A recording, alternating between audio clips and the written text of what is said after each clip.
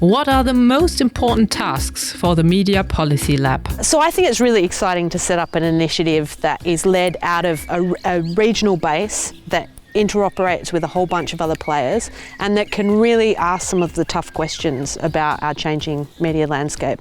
So I think particularly to have targeted projects, first around getting a sense of what's different in our information diet, particularly thinking about the individualised nature of information delivery with online platforms and so on, and then to get more data about that. I think some of the projects we talked about in the first instance are around defining the media plurality debate and then about data access.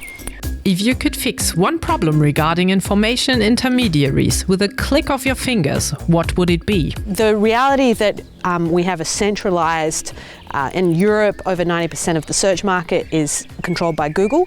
And I think that it's just a really tough issue because it requires us to say, what would it look like to have a different set of actors that would look at particular issues like how do you disseminate media, how do you disseminate academic content, how do you disseminate entertainment and music, and it's just really difficult because we've had an adjustment for 15 years and all of the advantages of digitalisation are so inexplicably linked with Google that it's hard to think of other players. But that to me is the number one issue. If Facebook's newsfeed algorithm would optimize itself uncontrolled, what could be the worst case scenario in 10 years and who would be responsible? Actually, in some ways, we've already been running that experiment for 10 years and I'm a little bit worried that we may already be in a worst case scenario in that Facebook has fired all of its human editors around how it does trending news topics.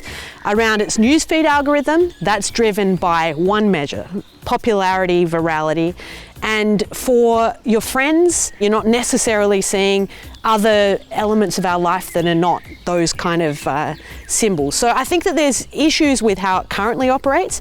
Rolled out into the future, I think that this will create ever more siloed information bubbles, but I also think it's just a mass transfer of power from traditional organisations and media entities that have a set of values to one that is primarily all about popularity.